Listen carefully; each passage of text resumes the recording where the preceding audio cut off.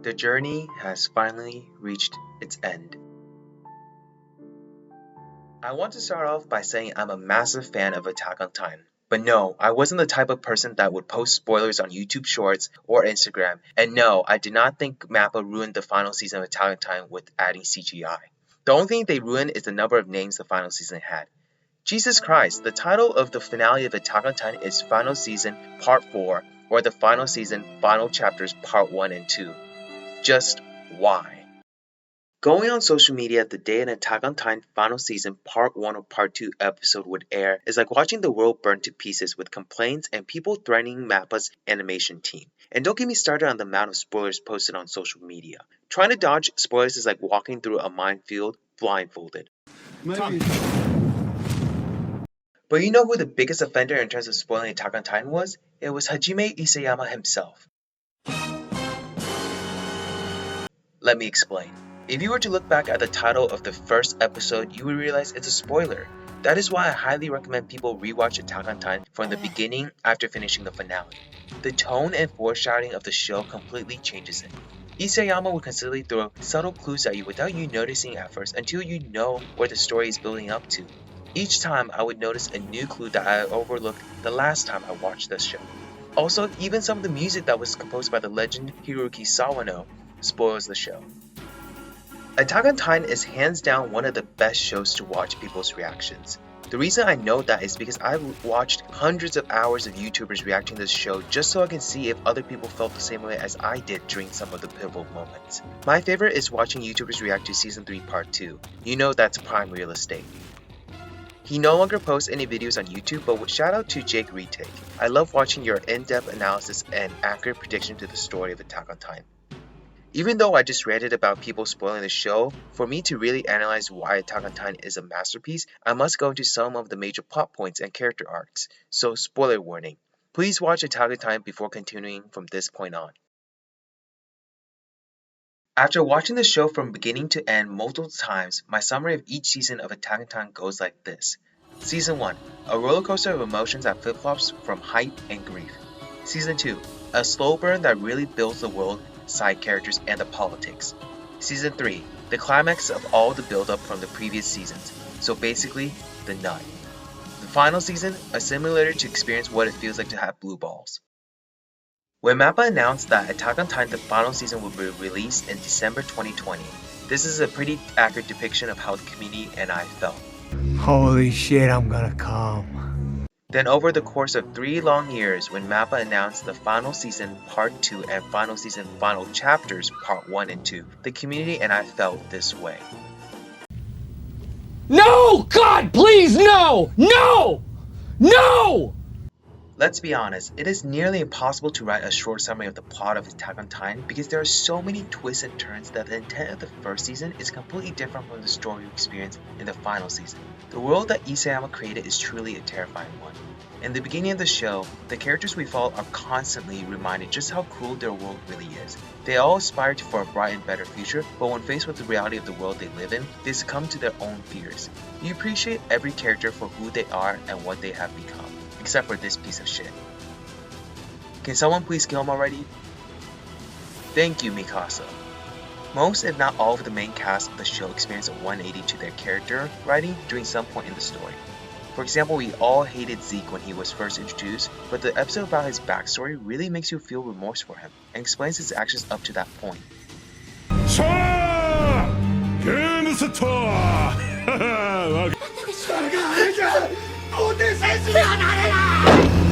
They had us the first half, I'm not gonna lie. Talking about Attack on Titan, you cannot neglect the fleshed out and detailed characters that Isayama created. He meticulously crafted a world that revolved around the characters, but it's also independent of them as well. We are just so happy to be following their journey, but we could easily get a different story. So, I'm going to talk about the few that left a deep impression on me. So let's start by addressing the elephant in the room right away. I meant Eren. I just wanted to say that the story writing for Eren's character development is a masterclass. Here's a deep analysis of his character by each season.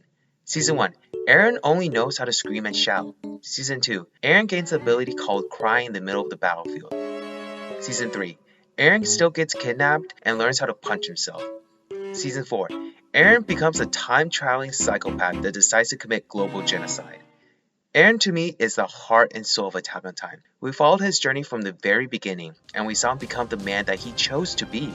I'm not here to justify or judge his actions and his approach to protecting his friends, but as a viewer, you understand why he chose this path and did what he did. I believe one of the most important but underrated scenes of Eren's journey is when he decided not to rely on his friends but himself. In Season 3 Episode 8, when his friends were trapped underground, Levi gives Eren the choice to trust his comrades or himself, the same question he had given him back in Season 1. Eren regretted his decision in the past because he believed it caused the deaths of everyone in Levi's squad. Learning from his previous experience, he decided to trust in himself, and it led to everyone surviving the debris from the cave collapsing. I speculate that it was one of the many reasons why he decided to act independently in the final season, because Eren realized that he could rely entirely on himself to protect his comrades. My opinion of Eren during the final season was that he was an insane psychopath. He decided to commit mass extinction on a global scale, and even those closest to him were not saved from his goals. Watching him verbally destroy Mikasa and beat the shit out of Armin, for a split second I really believe that Eren has changed and became the anti-hero. Through his actions, I am constantly reminded by this breathtaking scene from The Dark Knight. You either die a hero, or you live long enough to see yourself become the villain. The final season was a turning point for Eren and many of his friends. The characters that we love and have been following for so long commits the same atrocities that happened to them during the opening. After rewatching the show from the beginning, the foreshadowing showed that Eren was building up to his decision to commit the rumbling from the very beginning. Just look at the scene of Eren back in episode 2.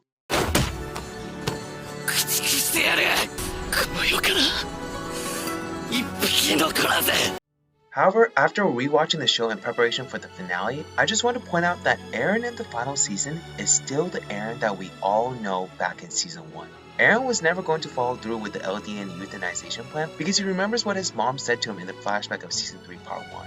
Eren was special because he was born into this world, so he believes that his friends and Eldians around the world have that right to that future. From the very beginning, he talked about how he would always keep fighting for freedom and how he wanted to protect his friends no matter what. I was sad, however, that this was not the shift or final twist we got at the very end.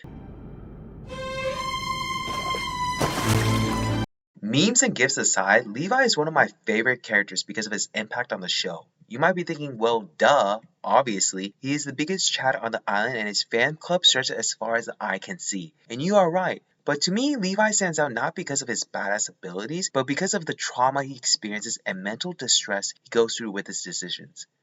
Let me explain. Under the disguise of someone who is a one-man army is a sensitive character that is resentful of himself for making choices that would lead to him questioning himself later on. There's always have been conflict in his head to choose whether to rely on his own strengths or rely on his comrades, and the most interesting part is that he never knows which one is the right choice until the very end.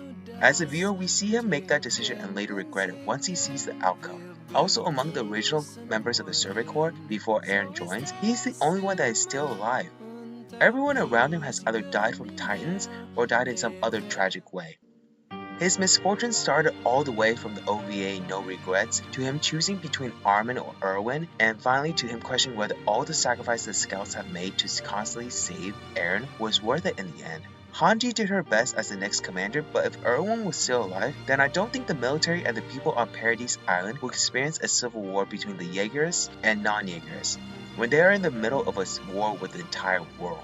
Not knowing which choice is right or which choice would lead to more blood on his hand really haunts him, and that's what makes his character so interesting. Even with the title of the strongest fighter in humanity, there were still outcomes out of his control, and that's why it makes his character writing so interesting. Also, he always has the coolest and mouth-dropping animation scenes. Imagine your entire life was a mistake, and the proudest moment was not the result of your skills or courage on the field, but the fabrication by your good friend. Reiner, aka the Grandmaster in the art of taking an L, is the character I am the most sympathetic towards. We learned that he struggled with his identity during his time on Paradise Island, and it was him that convinced the group to continue the mission after Marcel was eaten, to save his own skin. The story would have turned out very differently if Reiner decided to turn back at that moment. After Season 3, he was a lone survivor of the original group of 4 at the time because he didn't know that Annie was still alive. He has no one to seek help from because they wouldn't be able to understand the years he spent being a soldier of the wall and not a warrior. In the final season, we really get to see how much PTSD and regret Reiner has from his decision to break down the walls. As the catalyst, he feels immense guilt for his actions because he was just a kid that wanted a better life for his mother. But ultimately, this would lead to Eren invading his homeland. Even though he is the armored titan, he gets his ass kicked so many times in the show that he should be a full-time punching bag. He is the Theon Greyjoy of the story.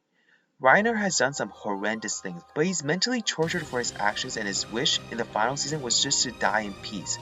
For the majority of season 4, he was all alone trying to redeem himself, but his past actions still haunt him on a regular basis. It really says a lot about a person that even though he managed to escape the hell he lived in for years and is able to sit down with his family for dinner, but all he can think about is regret and suicide. It was only by a miracle that Reiner didn't carry it out. Here's an accurate depiction of Isayama writing Reiner's character. What you doing? Please! There are so many more characters that I didn't have time to mention that have their own unique stories, but I want to mention a few quickly. Mikasa was an interesting character to follow in season 1, but she became boring because her character trope was that her emotions are tied solely to Eren. It wasn't until the later half of the final season that we finally see some character develop from her because she finally becomes independent of him. Historia played a pivotal role in season 3 and is for sure waifu of the show, but she basically disappeared in the final season. If I didn't mention a certain character, it's not because they weren't interesting or boring. It's just on a personal level, these characters left a bigger impression on me than others. This video would be over 24 hours long because you can legit write a 30-page thesis on numerous characters that Isayama has created. To prep for the ending of Attack on Titan, I decided to rewatch all of Attack on Titan from the very beginning. Rewatching the series, I realized that Isayama would drop little hints throughout the series that foreshadows events that would happen in future seasons. Every time that has happened, I'm just like, Here I come. Oh, here I come. Oh. Take a shot every time Isayama gives you a hint to the story, and I can guarantee that you will be dead after watching 5 episodes. When you rewatch the series after finishing the finale, the series as a whole feels completely different. You pick up on so many little details that you thought were throwaway scenes, but in reality it was vital to the story. After watching this latest season, I went back to rewatch the show and it felt entirely different. The clues that Isayama buried in the beginning don't hit as hard until you watch the latest seasons. Dialogues and conversation between characters that you thought were unimportant, minor, or even dramatic become such powerful moments in the show. Scenes of characters and dialogues change so much when you know the path each of them take as the story progresses. It feels like a completely different show when you watch it again after knowing what happens in the final season. The world building is on a whole nother level. The rules of the world all make sense. The reason why the weapons that the Eldians on the island use are so different than the Marleyans is because the enemies are 10-meter tall titans and not humans. There are multiple perspectives to the mystery of the walls, titans, and the world from each character's perspectives. Everything happens for a reason and there's a logic behind the world building in the show. Even the music sound gives you clues about where the show will go. However, I still don't understand what the opening in season 2 means. What is that? What the fuck is that? The death of a character is not only felt a couple of episodes later, but throughout the entire show. The significance and impact of Erwin has been referenced numerous times after his death. He provided the leadership and inspiration that the Server Corps was lacking. It eventually led to the factions being formed and as a result infighting between the different branches of the military. Even the death of Marco back in season 1 played a pivotal role in character development for multiple people in the final season. It led to a character development for Annie, Reiner, and John in the bonfire scene. Most shows would show the death of a character and forget about them immediately. The story not only has amazing character development arcs, but shows them playing a major role even after their deaths. Attack on Titan is truly a masterpiece in storytelling by Hajime Isayama because as the viewers, we understand the resentment from both sides. There is no black and white. By the time we get to the final season, the line separating protagonists and antagonists become unclear in the chaos. Just victims on both sides of the conflict, and there's always two sides of the same coin. The history of Ymir, the founding time, from the perspectives of the Eldians and the Marleyans, are polar opposites to each other. And as a viewer, we know what Ymir was just a frightened little girl that was caught between the conflict. The point of Gabby and Falco's character is to let the audience experience a sense of irony, because their homes getting attacked by foreign invaders is exactly what Eren, Mikasa, and Armin saw that day. From the perspectives of Eldians on the mainland, the characters that we've been following for so long suddenly become the villains that attack their people. The only reason why we are more sympathetic and understanding of the Eldians from the island's point of view is because we have been following them for years. We saw the hardship and suffering many of them had to endure to get to where they are now. They lived in fear of getting eaten by titans for the past 100 years that the Marleyans have been creating. But if things were reversed and if we had followed the Marleyans and mainland Eldians from the beginning, then our loyalties would have been to them instead. During the first season, we are told of the importance of the basement, but as the show progressed, conflicts and arcs distracted the audience. The secret that is hidden in the basement remained a mystery for multiple seasons, but I'm glad that they waited so long because it allowed the show to really world build everything and really flesh out the other non-major characters to make the audience care about them. No character is ever wasted, they all played a massive role in the story of Attack on Titan. The climax of the basement and understanding the motives of each character all came together in Season 3 Part 2 and the final season. The mystery that was built up since the beginning finally gets solved and the motives from each character is cemented in the minds of the viewer. It was so satisfying because you sympathize with each character and didn't want their story to end, but you understand that this conflict must reach a resolution for both sides. The collision course between the two opposing sides led to one of the most dynamic and thrilling arcs in anime history. By the time you watch this, the anime of Attack on Titan would have finally finished airing, and this journey that many of us have been on for years has officially ended. Like many, words cannot explain how I feel about something that I've been a part of for the past 10 years finally concluding. My first impression of the ending of Attack on Titan was that it was unsatisfying.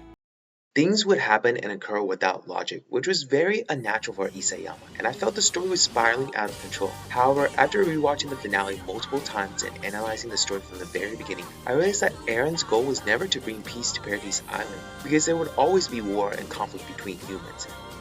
He only wanted to break the cycle of the Eldian people turning to Titans so that his friends could live a long life. By removing the power of Titan shifters, they are no longer bound to the curse of Ymir of dying 13 years after they become one of the 9 Titans. The power of the Titan would no longer be an excuse to wage future conflicts.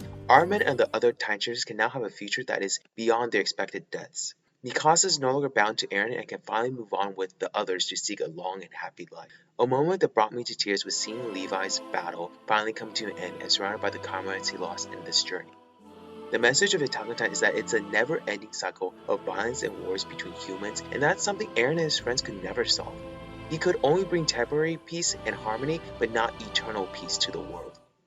Like many of you at this point, I feel the emptiness and the void. I will miss the feeling of excitement whenever a new episode would be released during the week. Attack on Titan was a show I would recommend to people if they are interested in getting into anime. I rewatched Attack on Titan from beginning to end several times because I wanted my friends and peers to get into the show. Attack on Titan was the show that put anime on mainstream media when season 1 came out. Everyone in my school was talking about the show. People I never thought could get into anime would come to school and talk about the show. The anime was trending on social media whenever a new episode was released during the final season. The animation of the show is just jaw-dropping, and the music fits so perfectly with the tone of the show. Hiroyuki Sawano captures the hype of the show so perfectly through his music and soundtracks. MAPPA really went all out with the animation at the end, and to me the wait was worth it. When I first started watching Attack on Titan, I was an angsty teen that thought all I needed in life was a constant stream of emotion called hype. However, 10 years later as an angsty adult, I look back at the roller coaster of emotions I had throughout the life of the series and the journey that many of us have been on for the past few years. I realized, man, the story of Attack on Titan has elevated it to become a modern classic. A show that transcends the boundary between anime and mainstream media.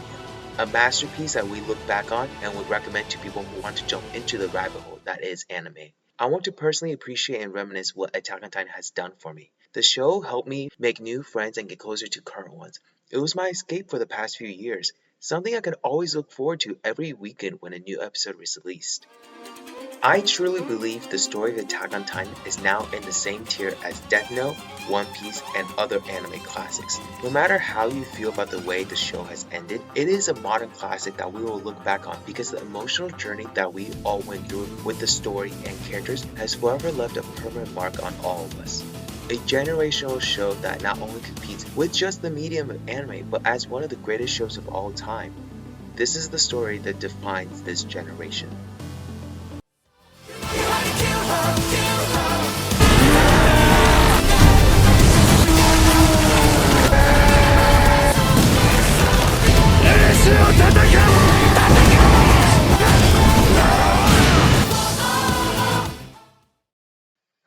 If you have made it this far, please consider liking the video and subscribing to the channel. Check out my other videos right here.